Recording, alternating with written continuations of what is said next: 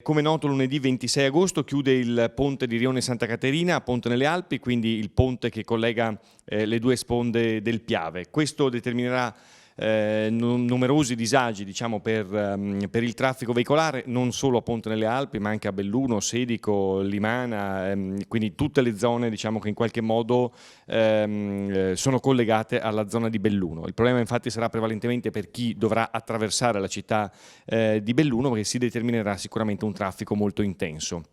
In particolare si determineranno situazioni molto complesse nella zona di San Gervasio, soprattutto a causa del passaggio a livello che quando si chiude ovviamente determina dei tempi di percorrenza molto più elevati, code molto lunghe, ma anche via Lungardo, via San Biagio, la zona di Baldenic, tutta via Vittorio Veneto, e naturalmente la rotatoria della Cerva e via Col di Lana e il ponte degli Alpini. Diciamo che non esiste alcuna ricetta magica per risolvere questa situazione, possiamo soltanto ridurre i disagi attraverso l'adozione tutti noi di comportamenti, diciamo, che migliorino in qualche modo la situazione.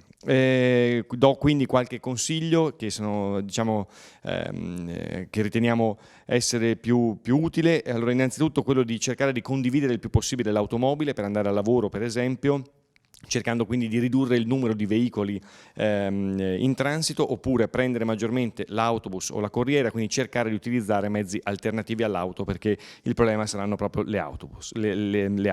In secondo luogo, cercare di partire un po' prima e armarsi di pazienza. Ci saranno code, temo, molto lunghe, soprattutto nei primi giorni, fin quando, diciamo, il sistema non si sarà un po' assestato, quindi chiaramente è opportuno partire prima, prendersi per tempo. In terzo luogo, usare dei percorsi che abbiamo studiato in prefettura con le forze dell'ordine, con gli altri comuni, e che vi sottoponiamo come consiglio. Il primo percorso è il percorso, diciamo, per chi viene o va dall'Agordino o da Santa Giustina e va in direzione, diciamo, del Cadore. In questo caso sostanzialmente si consiglia di utilizzare il percorso che normalmente si utilizzerebbe, che è quello di, diciamo, di via Vittorio Veneto. Viceversa, il secondo consiglio è per coloro che in qualche modo vanno da o verso l'Agordino e l'autostrada e quindi debbono attraversare Belluno. In questo caso sostanzialmente si consiglia, per chi arriva alla Cerva, di prendere in direzione Marisiga, di fare il sovrappasso di Marisiga e quindi passare, diciamo, davanti al parcheggio di Lambioi e poi da lì fare il Ponte Dolomiti, Ponte Sarajevo, Lerigo e quindi autostrada. Oppure, e questo sarebbe ancora meglio, probabilmente ridurrebbe ulteriormente il traffico, addirittura di non arrivare alla Cerva, ma dall'Agordino andare in direzione, diciamo, quando si arriva a Massa, andare in direzione Vignole e da lì andare verso Marisica, oppure andare addirittura verso il Ponte San Felice. Questo sarebbe l'itinerario sicuramente migliore, perché ridurrebbe il traffico e quindi le code nella città di Belluno.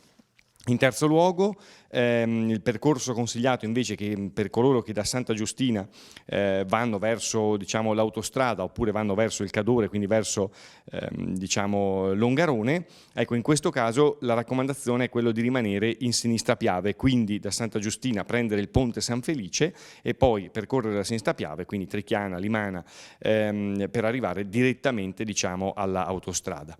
Ricordo che il tratto autostradale che collega Cadola con Longarone è un tratto gratuito e che quindi è opportuno in alcune situazioni utilizzarlo proprio per, diciamo, come alternativa rispetto al ponte di Rione Santa Caterina. I lavori dureranno circa 3 mesi, anche se probabilmente riusciranno a concluderli prima. Ribadisco l'importanza di cercare di utilizzare maggiormente il mezzo pubblico o di condividere maggiormente l'auto. Noi naturalmente rafforzeremo i controlli, ci sarà la Polizia Municipale che cercherà negli incroci più complicati, diciamo, di gestire il traffico, lo stesso faranno tutte le altre forze dell'ordine, però chiaramente non potranno fare granché se non monitorare e sistemare, diciamo, le situazioni più critiche. Tutto il resto è in mano a noi cittadini e quindi vi invito ad adottare comportamenti migliori per poter ridurre i disagi a tutti.